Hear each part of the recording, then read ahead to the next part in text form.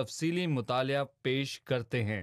ہم اپنے مطالعے میں متی کی انجیل کے 11ویں باب تک پہنچ چکے ہیں، لیکن پروگرام کے آغاز سے پہلے میں خدا کے خادم بھائی یوسف کو خوش آمدید کہوں گا۔ بہت شکریہ بھائی۔ ساتھ ہی ہمارے دیگر مہمانوں کو بھی خوش آمدید۔ بھائی یوسف، 10ویں باب میں 12 شاگردوں کے مشن پر بات کرنے کے بعد ہم جاننا چاہیں گے کہ متی کی انجیل کے 11ویں باب کے بنیادی مضامین کون سے ہیں؟ میں یہاں پر یہ کہوں گا کہ جیسا کہ ہم نے سیکھا کہ مسیح نے اپنے پہاڑی واز میں بہت بڑے بڑے کام کیے۔ اس نے 12 معجزے 8ویں اور 9ویں باب میں کیے، اور پھر اس نے اپنے 12 رسولوں کو 10ویں باب میں بھیجا۔ لیکن 10واں، 11واں اور 12واں باب آسمان کی بادشاہی کا محور ہے جو اس قوم کو پیش کیا گیا۔ لیکن میں یہاں پر یہ کہنا چاہتا ہوں، اور مجھے افسوس ہے کہ انہوں نے اس کو رد کیا، اس لیے یہ پیشکش دنیا کی قوموں کو دی جاتی ہے، اور جس کا ہم مطالعہ 13ویں باب میں کریں گے، اور پھر اس کے بعد جس کا تعلق اس باب سے ہے۔ یہ باب کلیدی ابواب میں سے ایک باب ہے۔ یہ یہودی قوم کے مسیح کو رد کرنے کو واضح طور پر پیش کرتا ہے، اور اس کا آغاز کافی پریشان کن ہے۔ پھر یوحنا بپتسمہ دینے والا اپنے 2 شاگردوں کو بھیجتا ہے، اور پھر مسیح اس کے تعلق سے یہاں پر گواہی دیتا ہے۔ یہاں پر مسیح نے یوحنا کے بارے میں بہت واضح طور پر گواہی دی ہے، اور پھر اس کے بعد اسرائیلی قوم خدا کی راست بازی اور خدا کے فضل کو رد کر دیتی ہے۔ پھر خداوند ان شہروں کو ملامت کرتا ہے جنہوں نے توبہ نہ کی، کیونکہ ان شہروں میں بہت سے معجزات دکھائے گئے۔ اور میں بتانا چاہتا ہوں کہ اس باب کے آخر میں ایک بہت شاندار بلاوا ہے، جب خدا نے اپنی قوم کو چھوڑ کر ان کو بلایا جو بوجھ سے دبے ہوئے تھے، اور ان کو کہا، اے محنت اٹھانے والوں اور دبے ہوئے لوگوں، سب میرے پاس آؤ۔ بہت شکریہ۔ اب میں چند آیات پڑھنے کے بعد آپ سے سوال پوچھوں گا۔ جب یسوع اپنے 12 شاگردوں کو حکم دے چکا تو ایسا ہوا کہ وہاں سے چلا گیا تاکہ ان کے شہروں میں تعلیم دے اور منادی کرے۔ اور یوحنا نے قید خانہ میں مسیح کے کاموں کا حال سن کر اپنے شاگردوں کی معرفت اس سے پوچھوا بھیجا کہ آنے والا تو ہی ہے یا ہم دوسرے کی راہ دیکھیں۔ یسوع نے جواب میں ان سے کہا کہ جو کچھ تم سنتے اور دیکھتے ہو جا کر یوحنا سے بیان کر دو کہ اندھے دیکھتے اور لنگڑے چلتے پھرتے ہیں، کوڑی پاک صاف کیے جاتے اور بہرے سنتے ہیں، اور مردے زندہ کیے جاتے ہیں، اور غریبوں کو خوشخبری سنائی جاتی ہے، اور مبارک وہ ہے جو میرے سبب سے ٹھوکر نہ کھائے۔ جب مسیح اپنے شاگردوں کو حکم دے چکا تو وہ اپنا کام مکمل کرنے لگا، وہ تعلیم دینے اور منادی کرنے لگا۔ لیکن یوحنا نے قید میں مسیح کے بارے میں خبر سنی، اس لیے اس نے مسیح کو پیغام بھیجا کہ آنے والا تو ہی ہے یا ہم کسی اور کی راہ دیکھیں۔ آپ کو یوحنا کے شک اور سوال میں کیا نظر آتا ہے؟ مجھے یہاں پر انسانی کمزوری نظر آتی ہے۔ کچھ مفسرین نے لکھا ہے کہ یوحنا نے اپنے شاگردوں کی حوصلہ افزائی کی تھی، لیکن ہم یہاں پر اتنی دور کی کیوں سوچیں؟ ایلیا ایمان کا سورما تھا، لیکن وہ ڈر گیا اور خدا نے اس سے شرمندہ نہ کیا۔ بے شک اس نے غلطی کی، لیکن خدا نے اس سے ایک موقع دیا کیونکہ وہ ڈر گیا تھا۔ اور خدا ہمارا جو فضل کا خدا ہے، اور اس کے سوا کوئی بھی کامل شخصیت نہیں ہو سکتا۔ یہ ہمارا مسیح ہے جو صرف کامل ہے اور کوئی نہیں ہے، یعنی ہمارا خداوند یسوع المسیح۔ لیکن یہاں پر ہم یوحنا بپتسمہ دینے والے کی کمزوری کو دیکھتے ہیں، لیکن شاندار بات یہ ہے، بے شک یوحنا خدا کی طرف سے زمین پر بھیجا گیا تھا کہ وہ خداوند یسوع المسیح کی گواہی دے، اور لیکن وہ کمزور پڑ گیا اور ہمارے یسوع المسیح نے اس کی گواہی دی۔ بے شک اس نے نہ دی کیونکہ وہ کمزور تھا۔ زبردست بھائی یوسف، جب یوحنا نے مجسم کلام پر شک کیا تو اس نے مجسم کلام کو پیغام بھیجا اور اسے جواب مل گیا۔ خدا نے اسے نشانات کے ذریعے جواب دیا کہ وہ مسیح ہے۔ ہم اس نقطے پر بات کریں گے۔ بھائی میں کہنا چاہوں گا کہ کچھ لوگ ہیں جو خدا کے کلام پر شک کرتے ہیں اور وہ لکھے ہوئے کلام کے علاوہ تحقیق کرتے ہیں، اور پھر وہ کلام میں سے خرابیاں نکالتے ہیں۔ وہ بائبل مقدس کو پڑھتے ہیں، لیکن جو حصے ان کو مشکل لگتے ہیں، بجائے اس کے کہ کلام پڑھیں اور خدا کے روح کو موقع دے کہ خدا ان پر وہ ظاہر کرے، تو وہ فلسفہ دانوں، شک کرنے والوں اور دہریوں کے پاس جاتے ہیں، جس کا نتیجہ یہ ہے کہ تصویر مزید دھندلا جاتی ہے۔ یوحنا بپتسمہ دینے والے نے بھی مجسم کلام پر شک کیا، لیکن اس نے اس سے پوچھا، اگر مجھے لکھے ہوئے کلام میں سے کچھ مشکل ہے تو میں لکھے ہوئے کلام سے ہی رجوع کروں گا۔ تیری باتوں کی تشریح نور بخشتی ہے۔ وہ لکھے ہوئے کلام کے پاس گیا اور پوچھا، کیا آنے والا تو ہی ہے या हम किसी और की राह देखें? मसीह ने उन दो शागिर्दों को क्या जवाब दिया? आप इसके बारे में क्या कहेंगे? मैं यहाँ पर आपको ये बताना चाहता हूँ कि यीशु के मसीह होने के बहुत से सबूत हैं। उसने उनसे कहा कि जो तुमने देखा जाकर उसको बता दो। वो यहाँ पर 6 निशानात का जिक्र करता है कि यीशु ही मसीह है। और मैं आपसे ये पूछना चाहता हूँ कि वो निशानात जिनका जिक्र है वो कौन से निशान हैं? पहला निशान, यहूदी ये जानते थे कि मसीह से पहले ऐसा कोई भी नहीं आया जो अंधों की आंखों को खोल सकता था, और ना ही उसके बाद मसीह जैसा कोई आएगा।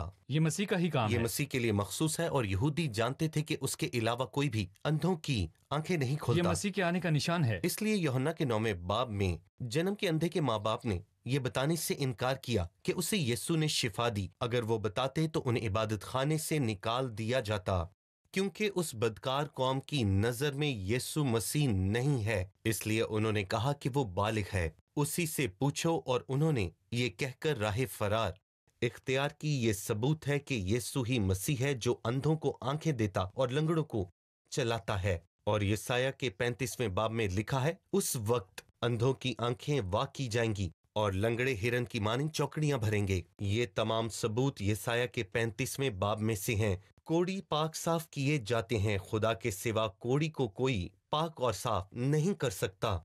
बहरे सुनते हैं और मुर्दे जिंदा किए जाते हैं। मुर्दों को जिंदा करने की ताकत कौन रखता है? बेशक वो यीशु अल मसीह है जो जिंदा करने की कुव्वत और कुदरत रखता है। और मसीह ने यूहन्ना से कहा कि मुबारक हैं वो लोग जो मेरे सबब से ठोकर खाते हैं। शुक्रिया। हम एक छोटे से वक्फे के बाद दोबारा हाजिर होंगे।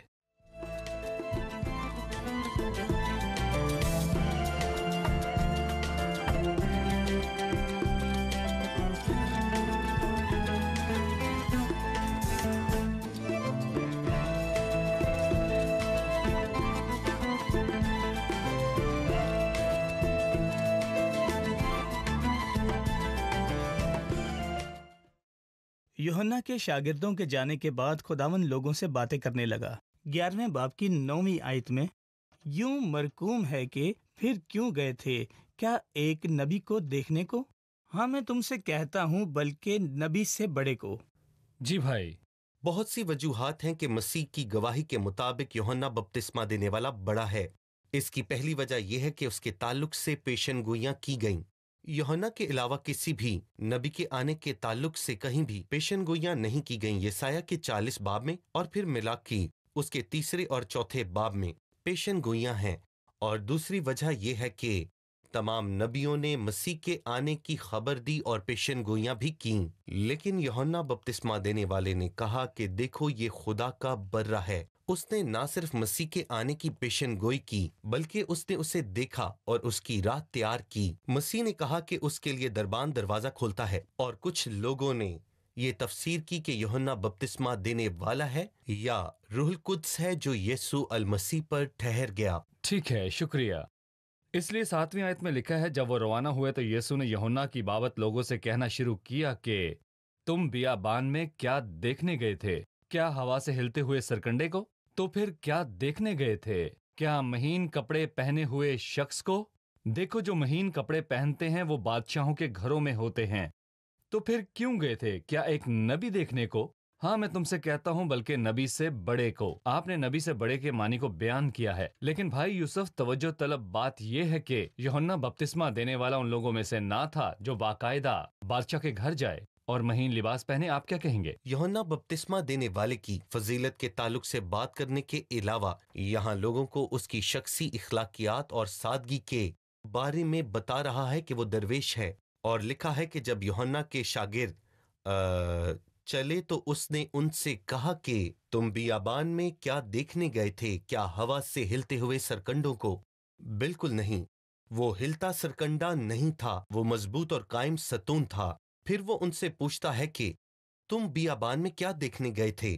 क्या महीन कपड़े पहने हुए शख्स को? देखो, जो महीन कपड़े पहनते हैं वो बादशाहों के घरों में होते हैं। वो बादशाह की कैद में नहीं होते जहां इस वक्त यूहन्ना मौजूद था। उसने बादशाह को खुश ना किया। फिर क्यों गए थे? नबी को देखने? ہاں میں تم سے سچ کہتا ہوں صحیح۔ نبی سے بڑے کو، جی ہاں، اس نے بادشاہ کو خوش نہ کیا اور نہ ہی نبی کو۔ اور میں تم سے سچ کہتا ہوں کہ اس سے نہ بادشاہ خوش ہوگا اور نہ ہی مہین کپڑے پہنے اور عمدہ خوراک کھانے والا انسان۔ وہ سادہ اور درویش تھا، اور وہ نہ ڈر تھا اور سچ کہنے سے کبھی بھی وہ خوف زدہ نہیں ہوتا تھا۔ صحیح، بہت شکریہ بھائی یوسف۔ میں چاہتا ہوں کہ آپ یوحنا بپتسمہ دینے والے کے تعلق سے بقیہ حصے کو پڑھنا جاری رکھیں تاکہ ہم اس حصے کو مزید اچھی طرح سمجھ سکیں۔ وہ 10ویں آیت میں کہتا ہے، یہ وہی ہے جس کی بابت لکھا ہے، پھر ملاکی کے 3 باب سے وہ حوالہ دیتا ہے۔ میں تم سے سچ کہتا ہوں کہ جو عورتوں سے پیدا ہوئے ہیں ان میں سے یوحنا بپتسمہ دینے والے سے بڑا کوئی نہیں، لیکن جو آسمان کی بادشاہی میں چھوٹا ہے وہ اس سے بڑا ہے۔ یہ آیت کچھ لوگوں کو الجھن میں ڈال دیتی ہے۔ وہ عورتوں میں سے پیدا ہونے والوں میں سے سب سے بڑا ہے، لیکن اس کے باوجود آسمان کی بادشاہی میں جو چھوٹا ہے وہ اس سے بڑا ہے۔ اور آپ اس کے بارے میں کیا سوچ رکھتے ہیں؟ جب یوحنا سے لوگوں نے کہا کہ تیرے لوگ تجھے چھوڑ کر اس کے پیچھے جا رہے ہیں، تو مسیح نے کہا، جس کی دلہن اس کا دلہا، صحیح۔ میں صرف دولہے کا دوست ہوں، اور ہم جانتے ہیں کہ دولہے کی آنکھوں میں اپنی دلہن کے لیے زیادہ پیار اور چاہت ہوتی ہے۔ وہ دلہن ہے، اس دوست سے بڑھ کر بالکل دوست کی عزت اور تعریف کی جاتی ہے، لیکن بیوی کی اس سے زیادہ ہوتی ہے۔ گویا وہ کہنا چاہتا ہے کہ جو کوئی بھی مسیح کی دلہن بن جاتا ہے وہ دوستوں سے زیادہ بہتر ہے۔ اس لیے وہ یہاں پر کہتا ہے، جو آسمان کی بادشاہی میں بہت چھوٹا ہے وہ سب سے بہتر انسان ہے۔ پھر وہ کہتا ہے کہ یوحنا بپتسمہ دینے والے کے دنوں سے اب تک آسمان کی بادشاہی پر زور ہوتا رہا اور زوراور اسے چھین لیتا ہے۔ میں اسے 2 طرح سے سمجھتا ہوں، اور پہلا طریقہ جو مجھے سمجھ آتا ہے وہ یہ ہے کہ اگر آپ آسمان کی بادشاہی میں داخل ہونا چاہتے ہیں تو آپ انتظار نہ کریں، کیونکہ جو آپ چاہتے ہیں وہ آپ کو زبردستی لینا ہوگا اور آپ کو بادشاہت میں آنے کی دعوت نہ ملے گی۔ اور دوسرا طریقہ اسے قوت سے چھیننا ہے۔ صحیح۔ اور میں کہوں گا کہ وہ چاہتا ہے کہ آپ اس آسمانی بادشاہت کو ہمیشہ ہمیشہ کے لیے کھو دیں، لیکن آپ مختصر وقت سے فائدہ اٹھائیں، یہ نہ ہو کہ آپ کے لیے بہت دیر ہو جائے، کیونکہ سب نبیوں اور توریت نے یوحنا تک نبوت کی۔ اور اگر قبول کرنے کو تیار ہو، اگر تم مسیح کو قبول کرنے کے لیے تیار ہو جو تمہارے درمیان رہا لیکن تم نے اس کو رد کیا، اس لیے ایلیا جو آنے والا تھا یہی ہے جس کے تعلق سے ملاکی کے 4 باب میں پیشن گوئی کی گئی ہے۔ اگر تم مسیح کو قبول نہیں کرتے تو ایلیا مستقبل میں آئے گا، جس کا ذکر مکاشفہ کے 11ویں باب میں ہے۔ مسیح پھر آئے گا اور دونوں زمانوں میں آپ کا وقت بہت مشکل ہوگا۔ یہ ایلیا کی روح میں خدمت نہ تھی، نہ کہ ایلیا جو مستقبل میں خود آنے والا شخصی تھا۔ طور پر ایلیا نہیں بلکہ اس کی روح میں۔ صحیح۔ 16ویں سے 19ویں آیت تک ہم دیکھتے ہیں کہ یسوع لوگوں کو یوحنا کی خدمت اور اپنی خدمت کی قبولیت یا رد کیے جانے کے تعلق سے بتاتا ہے، لیکن لوگ مسیح اور یوحنا بپتسمہ دینے والے کے تعلق سے کیا کہتے تھے؟ جیسا کہ ہم نے تعارف میں اس کا ذکر کیا، انہوں نے راست بازی اور فضل کو رد کیا۔ وہ یوحنا کو پسند نہیں کرتے تھے، وہ ان کے لیے سخت تھا، وہ نہ کھاتا نہ پیتا، اور لوگ سمجھتے تھے کہ اس میں بدروہیں ہیں، لیکن وہ روح القدس سے معمور تھا۔ مسیح یوحنا سے مختلف تھا، وہ فضل سے بھرا ہوا تھا، وہ کھاتا پیتا تھا اور محصول لینے والوں اور گناہگاروں کے ساتھ بیٹھتا تھا۔ اس لیے وہ کہتے ہیں کہ یہ محصول لینے والوں کے ساتھ اور گناہگاروں کے ساتھ بیٹھتا ہے۔ اس لیے وہ نہ تو یوحنا کی سادگی اور نہ ہی اس کی درویشی اور نہ ہی مضبوطی کو پسند کرتے، اور نہ ہی اس کے سخت پیغام کو، اور نہ ہی وہ پرامن اور دھیمے سروں کو پسند کرتے جو مسیح لایا۔ اس نسل کو بچوں کے کھیل سے تشبیہ دی گئی جو بازاروں میں کھیل کھیلتے ہیں، کچھ تو شادی کا کھیل کھیلتے ہیں اور کچھ جنازوں کا۔ اور بائبل مقدس میں کچھ یوں لکھا ہے کہ ہم نے تمہارے لیے بانسلی بجائی اور تم نہ ناچے، اور ہم نے ماتم کیا اور تم نے چھاتی نہ پیٹی۔ تم دونوں کو ہی پسند نہیں کرتے۔ اور مسیح نے انہیں وضاحت کرتے ہوئے بتایا ہے کہ یوحنا نہ کھاتا اور نہ پیتا تھا، اور تم کہتے ہو کہ اس میں بدروہیں ہیں، اور جب ابن آدم کھاتا اور پیتا آیا تو تم نے کہا یہ کھاؤ اور شرابی ہے، لیکن حکمت اپنے کاموں سے راست اور سچی ثابت ہوئی۔ حکمت اپنے کاموں سے راست باز ثابت ہوئی کیسے؟ دانا خدا کو راست ٹھہراتا ہے، اور جب خداوند نے یوحنا بپتسمہ دینے والے کو بھیجا تو ہمیں سمجھ جانا چاہیے کہ ہمیں توبہ کی ضرورت ہے۔ جب خدا نے یسوع کو بھیجا تو ہمیں کہنا چاہیے، اے خداوند تیرا شکر ہو کہ تو نے हमारे लिए निजात दहिंदा को भेजा, लेकिन जो लोग हिकमत नहीं रखते थे वो यूहन्ना को पसंद करते थे। यकीनन बाइबल में नहीं लिखा जैसा कि लोग कहते थे कि वो खाऊ और शराबी था। ये सरासर गलत बात है। इस तरह का कोई भी जिक्र बाइबल में मौजूद नहीं, बल्कि इस तरह की मनगढ़ंत बातें लोग कहते थे। दरहकीकत मसीह की खिदमत का आगाज भूख पर और इख्तिताम भी भूख भूख पर में? है। वो कैसे खाऊ हो सकता था? और ये भी तोहमत है कि सब कहते हैं कि यूहन्ना में बदरूहें थीं, लेकिन दरहकीकत वो रूहुल कुद्स से मामूर शख्स था। अगले हिस्से में 20वीं आयत से 24वीं आयत तक तौबा ना करने वाले शहरों के लिए अफसोस किया गया है। वो उस वक्त उन शहरों को मुलामत करने लगा जिनमें उसके अक्सर मौजज़े जाहिर हुए थे, क्योंकि उन्होंने तौबा ना की थी कि ए खुराजीन तुझ पर अफसोस, ए बैतसैदा तुझ पर अफसोस, क्योंकि जो मौजज़े तुम में जाहिर हुए अगर सूर और सैदा में होते तो वो टाट ओढ़कर और खाक में बैठकर कब के तौबा कर लेते। मगर मैं तुमसे कहता हूं कि अदालत के दिन सूर और सैदा का हाल तुम्हारे हाल से ज्यादा बर्दाश्त के लायक होगा। और ए कुफ्रे नहूम, क्या तू आसमान तक बुलंद किया जाएगा? तू तो आलम अरवा में उतरेगा, क्योंकि जो मौजज़े तुझ में जाहिर हुए अगर सदूम में होते तो आज तक कायम रहता। मगर मैं तुमसे कहता हूं कि अदालत के दिन सदूम के इलाके का हाल तेरे हाल से ज्यादा बर्दाश्त के लायक होगा। इन शहरों के लिए हौलनाक और भयानक अल्फाज हैं जिन्होंने बहुत से मौजज़े देखे तो भी तौबा ना की। आप क्या कहेंगे? मैं उन लोगों के हालात देखता हूं जो खुदा के फजल की हकारत करते हैं और उनका हाल बदतरीन होता है। और मैं देखता हूं कि मसीह सब कुछ जानता है कि क्या होने वाला है और क्या होगा। कैसे? मतलब कि देखें, अगर ये मौजज़ात उन शहरों में किए गए होते, यानी कि सूर और सैदा में, तो मैं नहीं जानता वो कि कब की जी वो कब की तौबा कर जी लेते। तौबा कर लेते। बिल्कुल सही। मैं नहीं जानता कि ऐसी जगह पर क्या होता और क्या होगा, लेकिन मेरा यीशु जो पूरी दुनिया से वाकिफ है वो जानता है और बदकार और बुरों को देखेगा, क्योंकि जिस कदर आगाही है उनकी सजा भी खुदावंद के नजदीक उसी कदर है, क्योंकि गुनाहगार सजा के लायक है। और आज खुदा अपना कलाम हर जगह फैला रहा है मुख्तलिफ जराए से, ताकि उसका कलाम पूरी दुनिया तक पहुंच सके। ये एक बहुत बड़ी जिम्मेदारी है और ये एक बहुत बड़ा एजाज है कि उसके कलाम को पूरी दुनिया में फैलाया जाए, लेकिन जो उसको रद्द करते हैं उनके लिए सजा है। मैं नहीं जानता कि आजकल कोई ये कह सकता है कि मैंने खुदा के पाक कलाम को नहीं सुना, क्योंकि ये सिर्फ एक बटन दबाने से है। बटन दबाएं और सुने, लेकिन आपके अंदर एक गंदी रविश है जो आपको कलाम को न सुनने देती है ना अमल करने देती है। लेकिन खुदा ने कहा अदालत के रोज सूर और सैदा का हाल ज्यादा बर्दाश्त के लायक होगा उनकी बनिस्बत जो कलाम को सुनते हैं लेकिन अपने दिलों को वो सख्त कर लेते हैं। बहुत शुक्रिया। हम एक छोटे से वक्फे के बाद दोबारा हाजिर होंगे।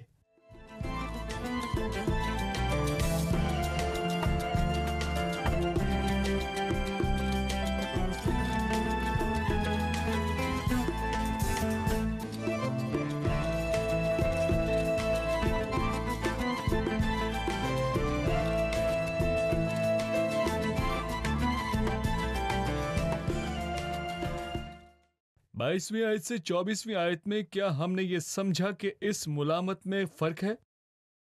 मैं समझता हूं कि यहाँ पर एक वाज़ेह फर्क है और ये फर्क बहुत सी चीजों की बुनियाद पर रखा गया। सबसे पहले हर शख्स के बुरे एमाल हैं। अगर ये ना होते अदालत ना होती, लेकिन बुरे एमाल करने वाला जहन्नुम में जा रहा है। किताबें खोली जाती हैं और जो कुछ उनमें लिखा है उसके मुताबिक उनकी सजा होती है। इसलिए जो कुछ हम करते हैं वो सब कुछ किताबों में लिखा जाता है। जब तक मैं अपना दिल खुदावंद के लिए ना खोलूं, मैं खुदा के खून से अपने गुनाहों को ना धुलवाऊं, मैं गुनाहगार हूं और सजा के लायक होऊंगा। और दूसरा मुनस्सर है कि आप आगाही रखते हैं, और अगर रखते हैं तो कितनी आगाही है, और सब जानते हुए भी दिल सख्त क्यों किया है। इसलिए वो रोमियो के दूसरे बाब में कहता है कि तूने अपनी सख्ती और गैर ताबे दिल के मुताबिक उस कहर के दिन के लिए अपने लिए कहर कमाया है।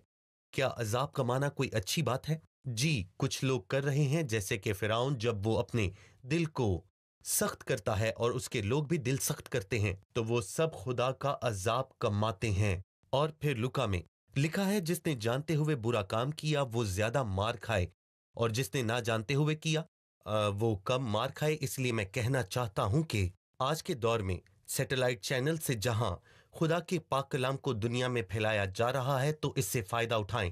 یہ بہت ہی بابرکت کام ہے، ورنہ خدا کی عدالت آپ کے لیے بہت زیادہ سخت ہوگی۔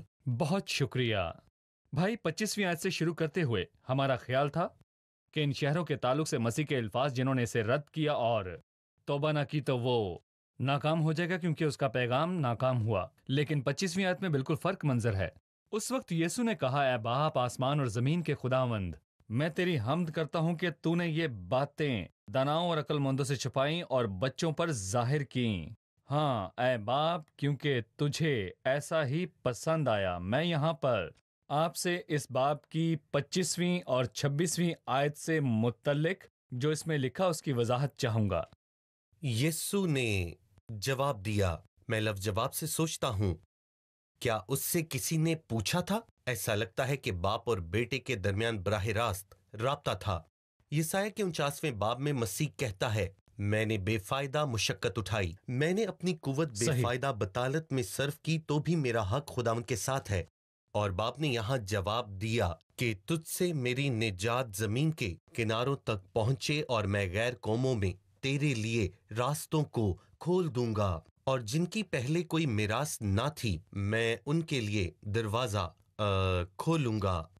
اور مسیح باپ سے کہتا ہے، اے باپ آسمان اور زمین کے خداوند، میں تیری حمد کرتا ہوں اور ایسا ہی تجھے پسند ہے۔ اور مجھے اچھی طرح یاد ہے کہ ایلیا اداس ہو گیا، جیسا کہ آپ نے ذکر کیا، اس کی خدمت ناکام ہو گئی، اور اسی طرح یونا بھی اداس ہو گیا کیونکہ یونا کی خدمت کامیاب ہو گئی۔ اور مجھے یاد ہے کہ جب کچھ لوگوں نے مسیح کو رد کیا اور کچھ لوگوں نے مسیح کو قبول کیا تو وہ بہت خوش ہوا کیونکہ تجھے ایسا ہی پسند آیا۔ صحیح۔ 27ویں آیت اس بات کے لیے حقدار ہے کہ اسے سب کے سامنے آویزہ کیا جائے، اور جہاں پر بھی کنونشنز ہوتی ہیں یا مسیحی تعلیم دی جاتی ہے، میں چاہوں گا کہ اس آیت کو ان سب جگہوں میں سکھایا جانا چاہیے۔ میرے باپ کی طرف سے سب کچھ مجھے سونپا گیا، اور کوئی بیٹے کو نہیں جانتا سوا باپ کے، اور کوئی باپ کو نہیں جانتا سوا بیٹے کے اور اس کے جس پر بیٹا اسے ظاہر کرنا چاہے۔ یہ آیت غور طلب ہے لفظ بہ لفظ۔ آپ اس پر کیا کہیں گے؟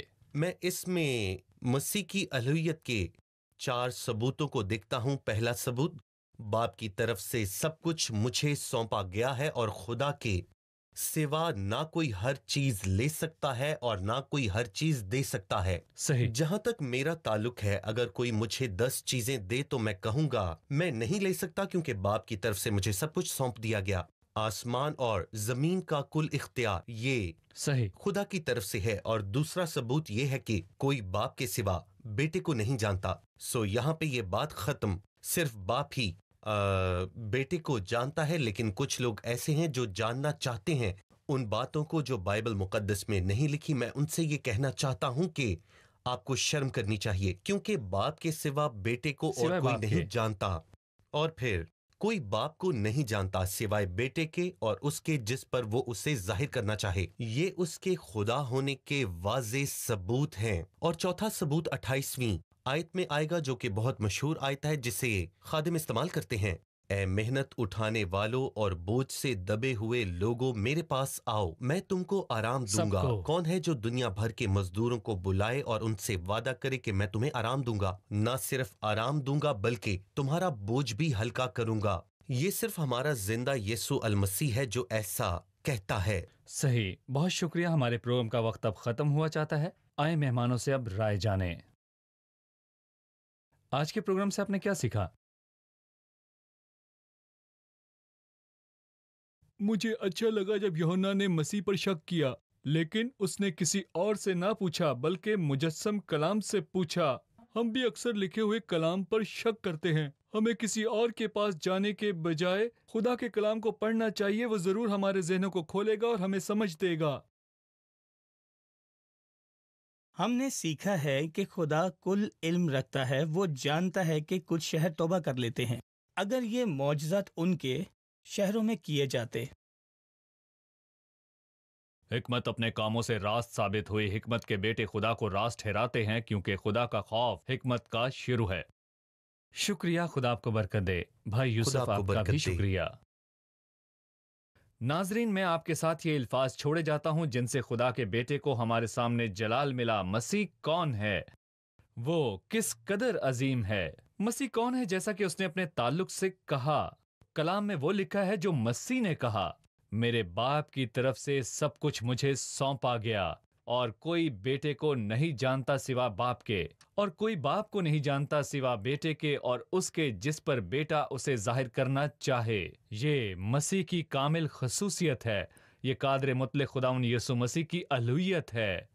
लेकिन मैं बताना चाहता हूं मसीह क्या कहता है। ऐ मेहनत उठाने वालों और बोझ से दबे हुए लोगों, सब मेरे पास आओ, मैं तुमको आराम दूंगा। शायद आप उन बोझ उठाने वालों में से है, या आप गुनाह के बोझ तले दबे हैं। शायद कंधों पर गुनाह के बोझ के बायस आप आराम हासिल नहीं कर सकते। तो मसीह की तरफ से बुलावा है। वो बुलाता है, ऐ बोझ उठाने वालों, सब मेरे पास आओ। ऐ गुनाह का बोझ उठाने वालों, ऐ जख्मी लोगों, सब मेरे पास आओ। वो सब जो रद्द किए गए हैं मेरे पास आओ। वो सब जो दुखी हैं मेरे पास आओ। मसीह आपको खुशामदीद कहता है।